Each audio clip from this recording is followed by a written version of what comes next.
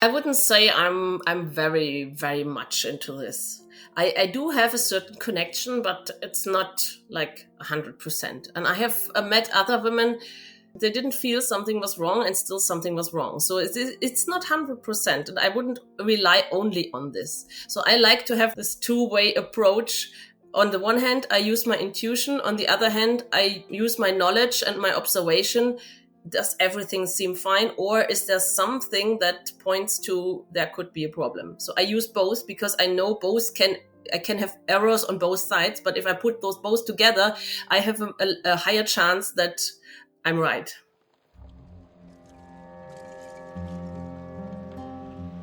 Welcome to the Birth Agni podcast, the fire that births us and transforms us. This is a space where women reclaim birth on their own terms, where deep ancient knowing meets primal courage. We talk birth, womanhood, breastfeeding, parenting, and the quiet power of choosing differently. Choosing of our own. Come as you are, leave more rooted. I'm Divya Kapoor, a childbirth educator, lactation counselor, trainee traditional midwife, and doula, disintegrating the politics of birth, one story at a time. Free birth has gained tremendous attention of late, and one of the pioneers in bringing the awareness around the ability of women to be able to birth their babies themselves came through Sarah's work. Sarah's work has been featured across publications, and her books have been an educative material for many, many women planning their births. Sarah Schmid is a medical doctor, author, and mother of 10 children. 9 of her children, including a set of twins, were born in planned, unassisted home births. For many years, she's been active online in various ways on the topics of self-responsible pregnancy and autonomous childbirth. She has written several books on the subject, and the best known of which is Free Birth, Self-Directed Pregnancy, and Birth. Other key areas of her work include traditional nutrition, gut health, and dental health. When we speak about free birth, we do not assume it's one size fits all in today's episode. While we discuss the subject thoroughly, we deep dive into what preparation, what work it took Sarah to take on a path less followed, and all that it taught her along the way, genuine and honest, which stands out throughout this episode and something I deeply admire about Sarah.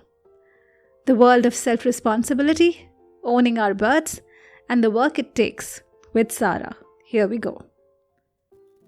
Sarah, welcome to the Birth Agni podcast, and I'm so grateful for you to be here, to be sharing your wisdom of free birthing along the line. I think your free birth was covered generously across publications, and as the woman who free births and the pictures and the beautiful stories that you put out, it has led the way in a way for women to know about free birth, to know about how they could go that route, and if they feel called to, of course there has to be an inner calling to that. So yeah, I'm so grateful for you to be here. First of all, thank you. Thank you for inviting me. Yeah, but Sarah, many people do not know you were a medical doctor. Yeah, I finished my studies quite a while ago, over 20 years now, I think. And I haven't worked much in the hospital. So when I had my third child, I quit the hospital and I just stayed at home with my kids. Yeah. So how did that transition? Because you'd seen the world of the medical world and how the training is usually. How did the transition from that sort of a world into free birthing, like doing it all by yourself, happened? Yeah, during my time in the hospital, I saw how birth is done in the hospital. And I'm always an observer and I try to understand things. And I try to have enough distance to ask the questions that are logical. I like it logical. And I observed many things that were just not logical. How there's fear involved a lot, how people are pressured into doing things just out of fear. Even if everything seems okay, there's a fear that something could go wrong, and they do things because of that, even though everything is completely looking fine. And so my logic mind was wondering, why are you interfering with things that are just going normal, just out of fear? And this is not scientific in my in my logic. If you consider medicine to be a science, then you should look at it with a scientific approach. And you should not act out of fear, just out of fear. Often there was interference, and the likelihood of something going wrong was maybe 0 point something. And I was like, it doesn't make sense. Because the likelihood that everything is just fine is 99 point something percent. So why am I afraid that something goes wrong when everything is fine? So it's just not, it's irrational, and it doesn't fit together with science for me. And that's how I approached this thing. And I did a lot of research on birth and what could go wrong, and how can you prevent it? How likely is it that something goes wrong, and how likely is it that maybe whatever, shoulder dystocia, cord around the neck, how dangerous is it to have the cord around? Is it dangerous? If you have meconium stained waters, is it dangerous or not? How can you distinguish between is it dangerous or not? So I did a lot of research on this to know what is really the truth and not just fear. And I decided for myself, I don't want to birth with people who are full of fear. Normally, you would think those who learned this and who are doing this professional, like doctors and midwives, they should not be afraid because they know what to do. They know what they're doing. But obviously, it's the other way around. I cannot piece this together, actually, how this works. Because if I have maybe a carpenter or somebody who works something, he is confident in what he's doing, and he's not afraid of maybe falling off the roof or something, because he knows how to protect himself and how to make this safe. And why are midwives and doctors in the obstetric field different? Why are they not confident to know, okay, we understand what we are doing and we know how to keep it safe? So this is just what puzzles me. And this is where I decided, no, I don't want this fear in the birth room. It has nothing to do there. And how can I keep it out there? By keeping out doctors and midwives, actually. I mean, there's some good midwives and doctors, but it's really hard to find them. Those that really trust birth and understand what they're doing. And they also know when something is going, maybe not so good, and it really makes sense to intervene. But otherwise, they can just leave it alone, leave it happen, and that's it. So that's really hard to find these people. And that's why I decided I can do it on my own. And if I learned a lot, I researched a lot. If I sense that something is not right, then I can still go to the hospital and have some intervention. Right. So you knew where the warning signs lied. If you needed to go to the hospital, you could always make that choice. You always knew that. Yeah. So with your first time, when you had your first child, I mean, when you decided to free birth, how was your husband's reaction to it? How did he perceive that? I talked about it quite early in pregnancy, what was on my heart doing with this birth, and he was not comfortable with it, of course. With the first birth was a home birth with a midwife, and the hospital was 5 minutes away. So this was a controllable setting. But the second birth, we were in Sweden, and it was 30 minutes to the hospital, and I wanted to give birth in the woods, just behind the house. The woods were starting behind the house, so it was no long distance to the house and back to the forest. But he was not comfortable with me doing it on my own. And but in the end, he said, you have to give birth, and so you decide, and we'll see. And then when he saw that everything went so smooth, he was hooked for the other birth. So it was not hard to convince him for the next birth. Yeah. How was your experience with the first midwife? Because that was my question. I mean, why not have a midwife if there is a traditional midwife? Somebody who's really hands off, somebody who doesn't enter the space, somebody who doesn't do unnecessary checks and is not fear driven. So, yeah, how was your experience there? So where I lived, we don't have traditional midwives. We just have normal midwives. And there are home birth midwives who do home birth and they don't do hospital birth. Or my mom, some do both. I think this midwife, I don't know if she also did hospital birth. But they are medically trained and they have their rules that have to stick to. So they have to do the Doppler each 30 minutes and so they are bound to the rules. They cannot serve you freely, but they have to follow those rules. And when you're maybe 14 days over your due date, then they are out. Then you have to go to the hospital because they're not allowed to be with you after 14 days over the due date. So it's always a little gambling. So it could be the midwife is just out because you're pregnant too long. And this was the only option that I had. And I got a midwife that was older and experienced. So these experienced midwives are often more relaxed and not so much afraid because they have seen much and they have also experienced another time. They have experienced a time where birth was still more normal. It was more considered more normal and people wouldn't be so afraid about it like it is today. So the older people there, the older midwives and doctors are often more at ease with birth compared to younger doctors and midwives. So I was comfortable with her. But when my birth started, she was at another birth. So her colleague came and she was younger and I barely knew her. And I somehow, it didn't feel good with her. So I just thought, okay, close my eyes and go through it. That's what you say in German. And well, I didn't know it at that time, but it's not a good approach if you want to give birth smoothly. So my birth stalled for several hours and it was really painful and the midwives didn't know what to do. And they called my midwife who was at the other birth and finally they discovered that the head of the baby had not fully turned and descended into the pelvis. And then they were talking about C-section and I was like, okay. At that point, I realized I have to give birth. They don't know how to do this. I have to find a way. If I don't find a way, then there will be the C-section. And I was, oh, no way. That's absolutely not what I want.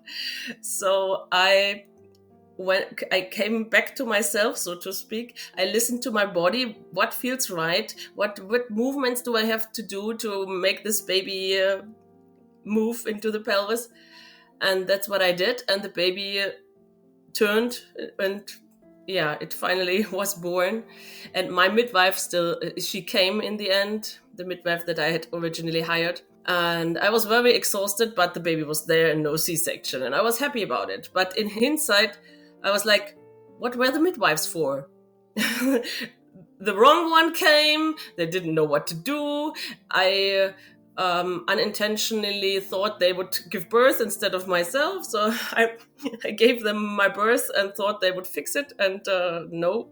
So I have to give birth and I thought if I have to give birth anyway and they can't do anything, I want to create my birth space in a way that my body works best. And this is when I feel nobody's watching and nobody is asking questions and when I'm the boss of the birth and nobody else, I decide what to do and when to do it. And then we moved to Sweden, and in Sweden it's even harder to get a midwife for home birth. And I did some research. The next midwife was maybe 1 hour drive away, and I was like, and then I don't like her maybe, or she is not comfortable with my plans to birth in the forest. So I finally decided, I don't need that. I'll just give birth myself. And if something is strange or I don't feel it's right, then I can still go to the hospital, because what can the midwife do anyway if something really goes wrong? Then I need the hospital anyway. And yeah, that's how I came to free birth. And I did a lot of research in the English on English websites, because at that time there was nothing, almost nothing in German. So I read a lot of birth stories, and I especially focused on birth stories where they transferred to the hospital or where maybe baby died or something, to figure out what goes wrong, how can you prevent it maybe, or how can I prevent a transfer to the hospital. And most of the time the transfer was because the placenta wouldn't come out. And I was like, okay, if it's only the placenta that doesn't come out, that's not a big deal actually, if you know how to birth the placenta. So yeah, I was not afraid of birth after doing all my research. And yeah, and then I just did it, and it was really, yeah, smooth, nice, and without any complications or drama. And that's what I did with all the other babies too. So I have 10 kids now, and baby number one was a home birth with midwives, and the others were all free birth. Wow, that's beautiful. And the first time, and this is the question I'm asking, especially for mums who are embarking and thinking about moving from hospitals to home births. And that's the first shift that they're trying to make, they're trying to learn. There's always a lot of fear, and it's because of the lack of information sometimes. And you had lived experience of how births happen in the hospital, so you're clear what I don't want, and that was wonderful. Many of these women do not know, as a lived experience, what is it that they don't want. And so when it comes to fear, did you have a, even as a first time mom who's not experienced labor at all, did you have a bit of fear that you overcame through the first experience, and that was something that gave you a lot of power? I think fear is part of the process. You only need to learn how to manage your fears. There are two different ways how you can handle fear. There's the one is to run to the doctor and having him say to you everything is fine, and then maybe 2 days later you're thinking, oh, I'm wondering if everything is fine.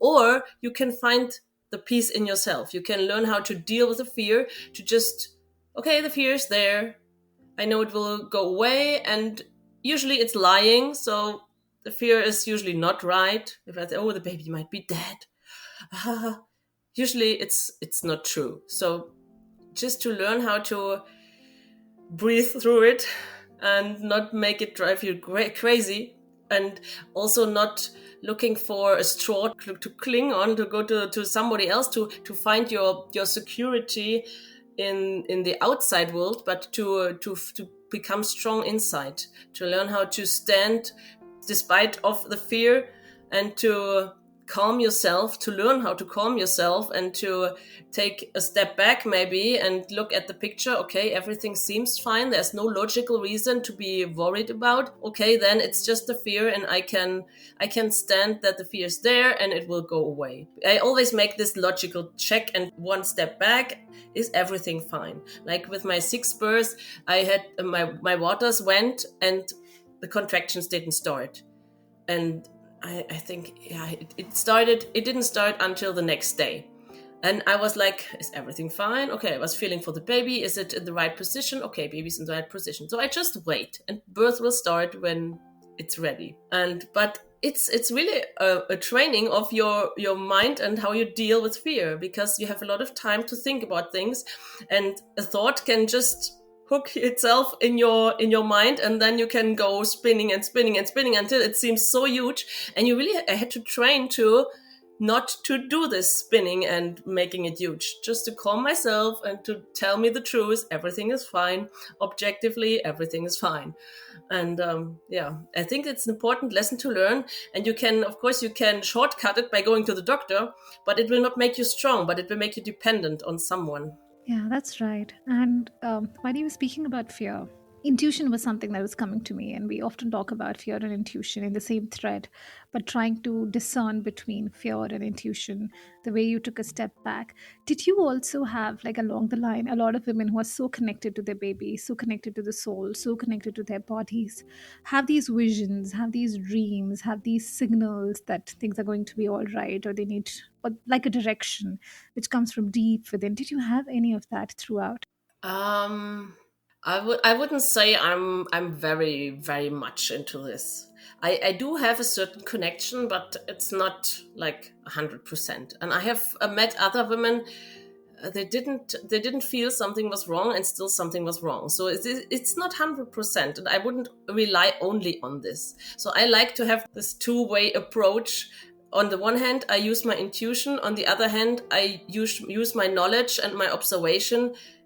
Does everything seem fine, or is there something that points to there could be a problem? So I use both because I know I can have errors on both sides, but if I put those both together, I have a higher chance that I'm right. Because fear can take over, and you cannot distinguish between fear or intuition, and it can drive you nuts, because you don't know, is it my intuition or is it fear? It's really hard to say which one it is. So I like to take the logical part and the rational part to put a balance to the other one. That's very, very insightful, because that's like an activity that everybody can do without having to just be in an abstract world and figure out fear from intuition and vice versa. So that's very, very insightful. Thank you so much.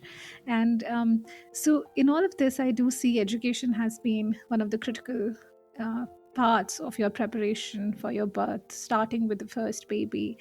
And did you learn along the way a lot more about birth, or was it after the first birth you already knew quite a lot, and then maybe the second, the third, and then onwards, and you had a sense of, okay, I know pretty much, and okay, that's the boundary I draw? Or with births, when you had more questions, it was always something that you could learn along the way? So before the first birth, I didn't do so much research, because I thought the midwife would do it. So she is the one who knows everything, and I don't have to know so much. That's what I was thinking. And but I did do my research when I decided I'm gonna do it on my own, because then I have to know everything, and I cannot rely on somebody else to know the stuff. But I have to know things, and I have to know how to handle situations, to assess situations, to understand if it is everything fine or not. I think this is really important, because otherwise, if you don't know things, then things appear, and you get afraid, but actually it's nothing to be afraid of. You just don't know it. And that's why I think knowledge is really critical to being able to assess the symptoms you have and what's happening. Yeah. Thank you so much.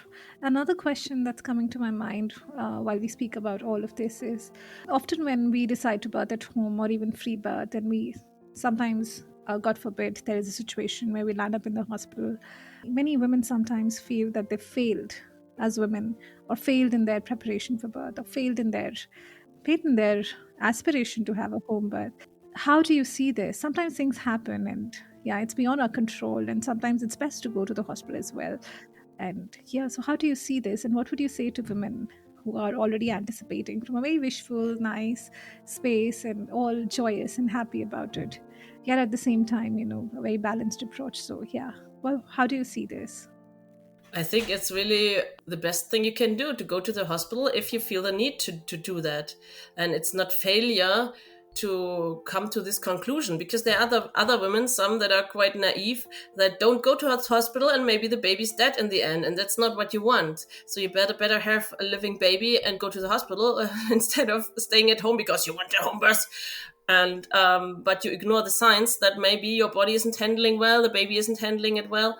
So there's nothing to blame yourself about if these things happen. I mean, my approach is to become as healthy as possible even before pregnancy, so you can have a healthy pregnancy, baby, and birth. But it's not working for everyone, because some people start really with bad health, and it's hard for them to get healthy enough to really accomplish the goal. So the hospital can still be life-saving if you are in some situations.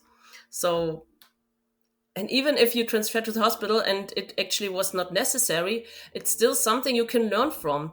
I would never look at something as a failure, but you can also always take it as a lesson, as something you can take, you can learn from, and maybe you can do it better the next time, or you can teach others. So that's what I do with the failures I have, with the mistakes I do, or with what I regret afterwards. I try to learn from it. I try to make it better, and I try to teach others so that it was worth, the suffering was worth it, So it was not just it was just bad and I'm the victim, but I make something with it. I make something positive with it, so that it has a meaning for me, and it's not just suffering and in vain.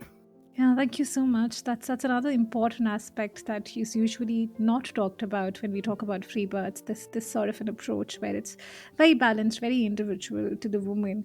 And you were talking about health, Sarah, which is again something that should be talked about a lot more alongside when we bring awareness about birth.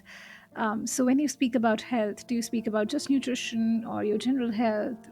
Yeah, how do you see it? Health is a big topic, of course, and nutrition is one of it. And I think the better you listen to your body, the better you can know what's going on. If you ignore the small warning signs that something is off, then the warning signs will get louder until in the end something really unpleasant may happen. So it's really wise to listen to the small warning signs, even if it's really small, like you feel tired all the time, or your hair is falling out a bit, or just small things that you can ignore. But you should not ignore it, but you should find the cause behind it. And it can be many things, but the one thing that I found to be a core topic for health is the gut health. If you're digesting well, and then you already have almost everything you need to be healthy, because then inflammation levels are low and you have a good nutrition uptake, and your body has all the fuel that it needs to stay healthy. But if you're battling with chronic inflammation because of leaky gut, for example, then you have a constant drain of nutritions just for keeping the inflammation low, and then all kind of other problems arise, and your body doesn't have so much energy for maybe making a baby, and then you're more likely to have complications because your body is at the limit of getting everything together. So yeah, I would look at gut health at the first, so that you digest well and you have no signs for inflammation, like chronic skin things, like depression. Depression is often a sign of that the gut is not healthy. What else? Allergies. It's so common today, but allergies and autoimmune disorders, it's all a sign that you have a leaky gut. And the conventional medicine doesn't make the connection usually. So you have to look somewhere else. If you go to the doctor, they usually won't solve your problem. They will give you pills that suppress the symptoms, and that's it. But if you really want a solution, you have to go deeper, and you cannot just go to the doctor and expect him to fix it. You have to do your own research and then go from there. So you can really do a lot for your health beside what a doctor recommends. And especially when it comes to nutrition, there's so much you can do, and the way you eat. I'm into the traditional food. I don't know if you know Western Price, how people ate before there came the industry and all the food recommendations. What they ate before kept them healthy for generations. So this should be the goal, that we have to be healthy and our future generations stay healthy as well. And with what we are doing currently, health is just declining. People are getting sicker and sicker, though this is often obviously not what's keeping people healthy. So we should go back to where people were healthy and look what they did right. And yeah, that's my approach to health. Yeah, so many aspects that, again, are really rarely spoken about. The gut health, the inflammation, etc. We hardly listen anybody speak about those things from the perspective of having, like, preventing problems with your pregnancy and birth. And that's the preparedness that we rarely speak about. So thank you so much on that as well, Sarah. And I'm curious, and that's, I think, a personal curiosity I had. So, in all these births, where did you feel, or was there a particular birth where you felt extremely empowered? Or was there a birth that you felt was easier or different, or where you were like, okay, I expected this, or this happened here? The variations. I think the most empowering birth probably was my first free birth and the birth of my twins. This was something over the ordinary to having twins. And I was not expecting this. I was not wishing for having twins, because I think one baby at a time is just enough for a mom. But twins came, so I had to deal with it, and I had to I mean, I did all my research before my first free birth. And then I had a few babies. And when I was pregnant with number 7 and I didn't know 8, I was thinking, oh, it's just the same game again. And then I found out it's 2, and I had to do some more research because I had never researched about twins. And this was really exciting and empowering because it just went so smooth. Yeah. So, Sarah, the experience of labor, you've had smoother births, of course, free birthing, of all of this, like out in your backyard. And when the first stories we heard was you wanted to be out, like you were saying, and you had this beautiful birth in the night. I think it was in the night, if I'm not wrong. First free birth. Correct me if I'm wrong. Yeah. And yeah, and so the pain is another thing that's hugely blown. I wouldn't say blown out of proportion because everybody experiences pain very differently, but that's something that seems like a big iceberg or a big mountain to cross for women wanting to birth, having an alternate sort of experience, meaning not the regular hospital experience. So how was your experience with the pain, in all your different births? Like, was it? I think it was really well manageable. It's not, I think pain is somehow part of certain phases of birth. Not always, but it is to expect. But it's not what's dominating the experience. It's exhausting, like if you climb a mountain or like you do something that's taking a lot of strength. And that's what I think is dominating in birth. You have to give your all your power into it, but the pain is not what's in the forefront. Just when with my first birth, when the baby's head was not well aligned, there was a lot of pain. And usually when you can move freely, when you're not restricted with belts and whatever and they do in the hospital, when you just can move freely, when you feel like you can go into this trance and just shut the world out, and you can move with the contractions the way you want, and then it's really manageable and not that unbearably painful at all. Just when the baby's not aligned well, then it can really get painful. And what I have experienced also with other women, when the birth gets really painful, and also early on, then usually the baby is not aligned well. But when the baby's aligned well and everything is just going smooth, maybe in the end, during transition, there's this phase where you can get like, I can't bear this anymore, I'm dying. But it's usually short-lived. And it took me 5 births. With the 6th birth, I learned how I can dive through this transition without thinking I'm dying. It took me a while to figure out how I can do this. And for me, it's to sit on this birth ball and hold myself on the right and on the left. And I just breathe very slowly and shallow. And I don't say anything. I don't move. And that's how I manage myself through this transition without thinking I'm dying. But it took me a while to figure it out. I tried several things. Yeah, but this is working quite well. I still think, I don't want to do this at this time. But I don't think worth. So human of all of this, like these experiences, and every time knowing that it would take that route and you can do something about it. And when we talk about, again, pain for first time moms, and you've throughout your births, and you've pretty much taken on the labor all by yourself. Did you need massage? Did you need any of those things? I think there are 2 different kind of women. There are the ones that want to be touched all the time and need massage and stuff like that. And there are the ones that just leave me alone. And I'm the leave me alone part. I don't want anybody to touch me. And I just need to focus on this thing. And then I'm doing it.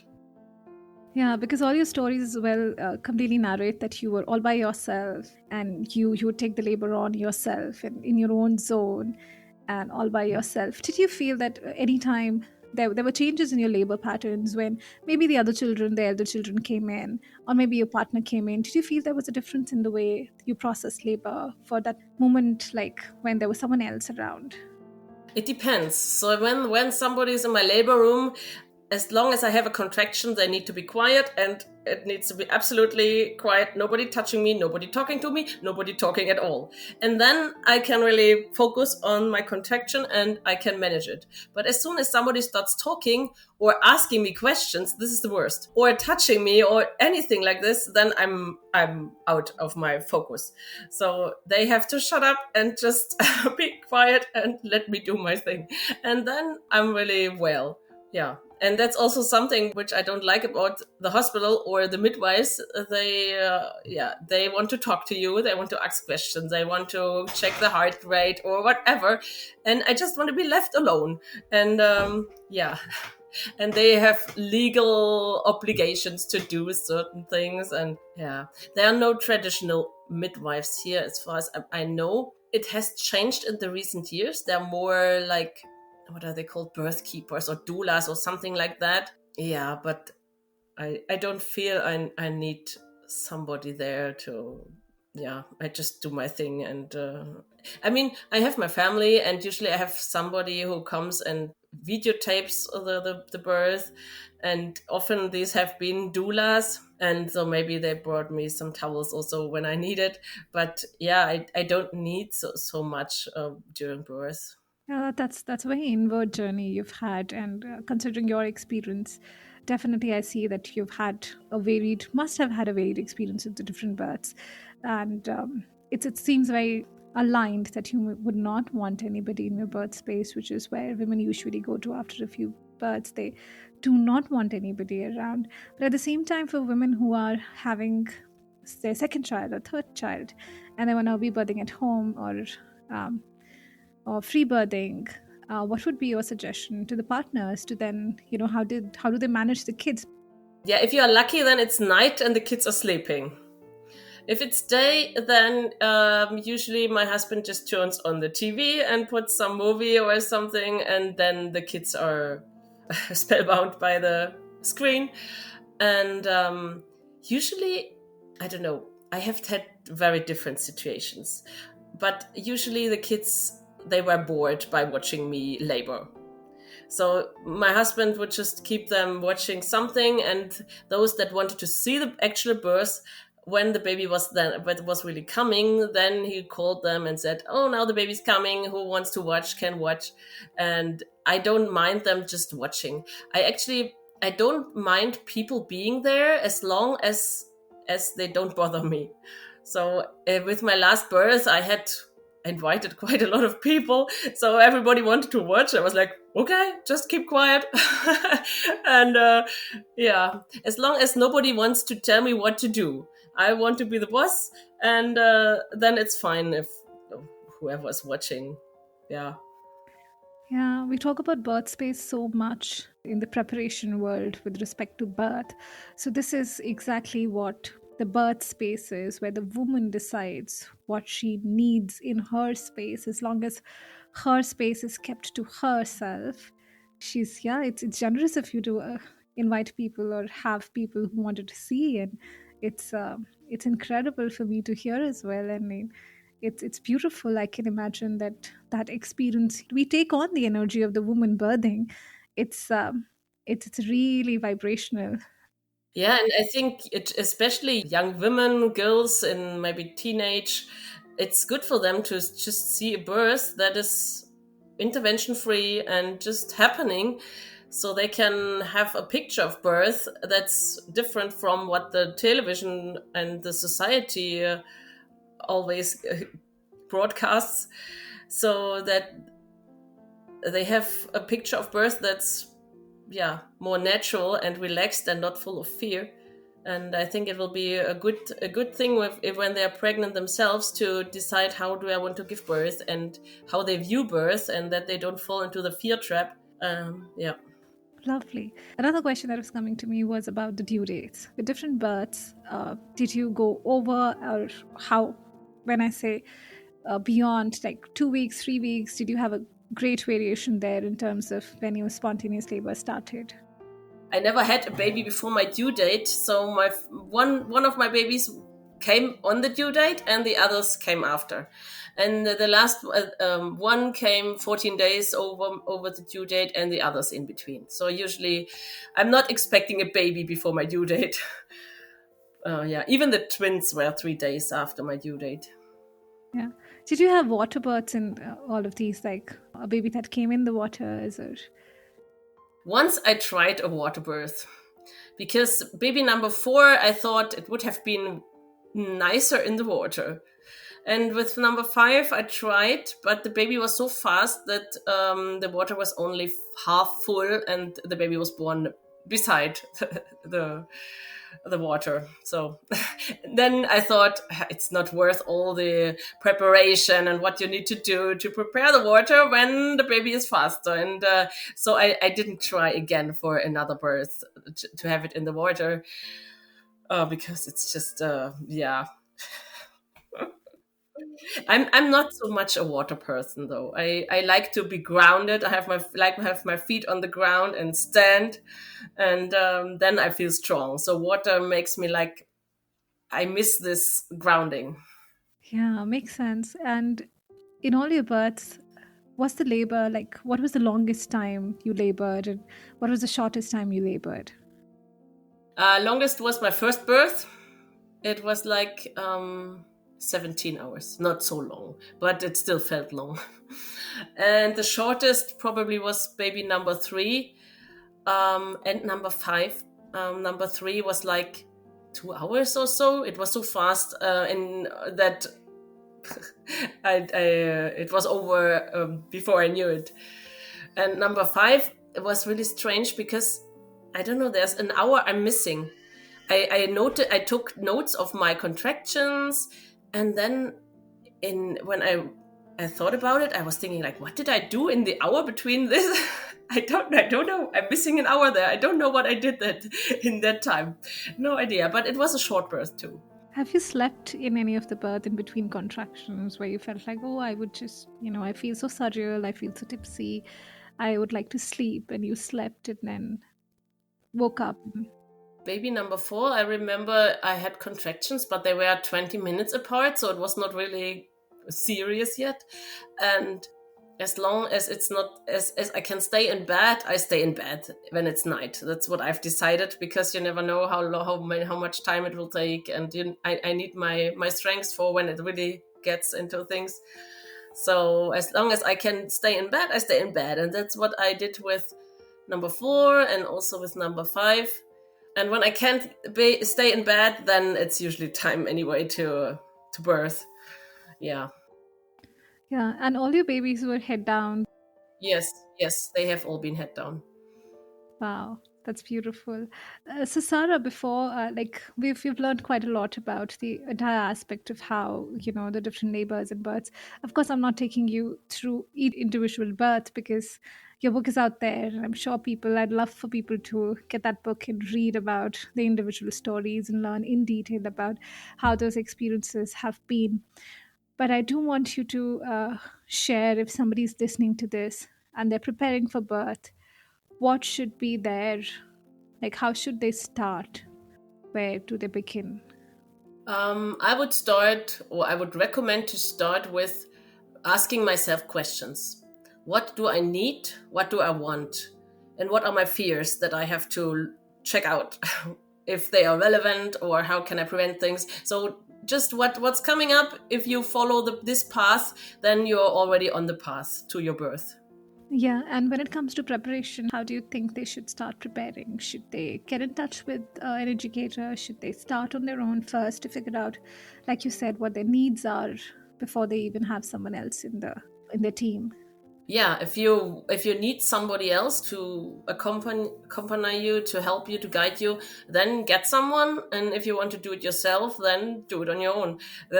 So I think it's really individual what everybody needs, and that's why I love the individual approach. You cannot have this one fits all scheme. It's really dissatisfying for most of the people.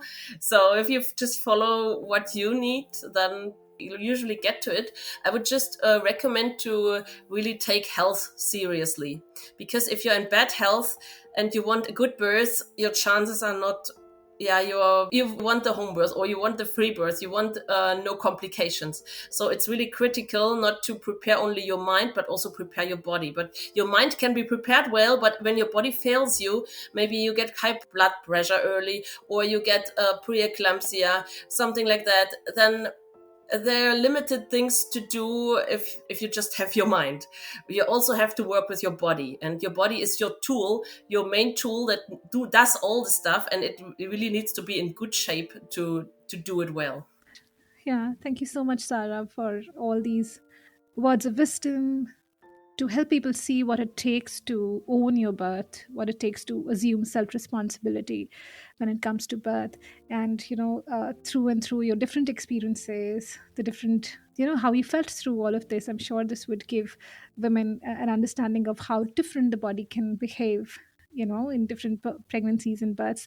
So, thank you so much for sharing all of that. Would you like to add anything else to our conversation here?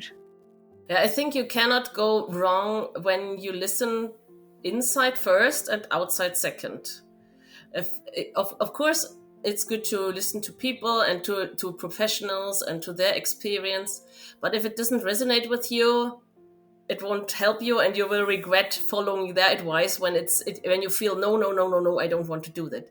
So the better you are educated, the better you can bring the outside world, or what professionals say, together with your intuition and what you want to do, and then you can find your way how you want it.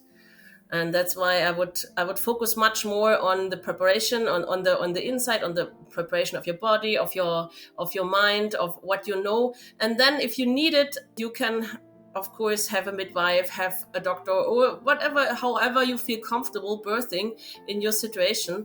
But you need to stand strong first, and then you can of course take the help of the outside world. But if you don't stand strong yourself, but cling to others and as crutches, then it probably will be a rather dissatisfying experience. That is an aspect that we need to have at the core of all the conversations about birth. The way you speak about that inner connectedness of what you really want, like the self-direction which we speak about, that's incredible. And that might take time. We all take time to build that connection, to build that self-direction. And like you said, through fear. I mean, thank you so much for being vulnerable and sharing yourself, with all these experiences, sharing about birth from a place of such pure honesty that women can feel that, okay, if I feel fear, there's nothing wrong with It's a process we go through life, and every birth teaches us something, and we learn something we can use to make it better later, or to help others. So we cannot expect to be mature and ready when we are 20 or with the first baby. We have to make these experiences, we have to become a mother, and then so it's a way to go, and there's no expectation of being perfect or something like that.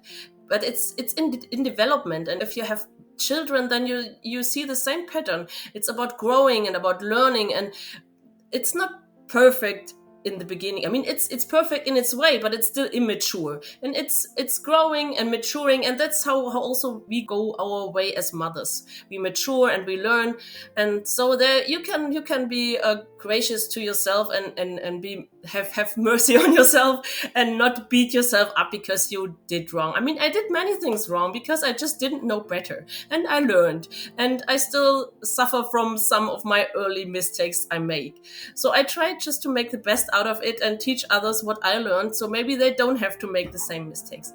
But that's just life. I mean, I'm still not done with everything. I mean, I learn every day, and that's what life is. You learn and you mature and you become the person you want to be. Yeah, thank you so much for that wisdom, Sarah. We absolutely appreciate it. Appreciate your time, appreciate all the words of wisdom, awareness that you brought into the conversation. Thank you so much for being with us today. Yeah, you're welcome.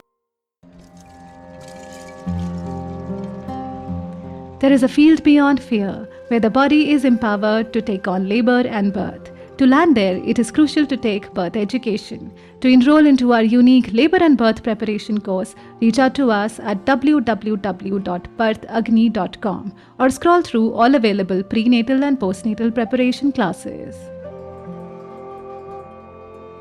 Thank you for listening, all in the spirit of birth, womanhood, and freedom. Remember, you got the power.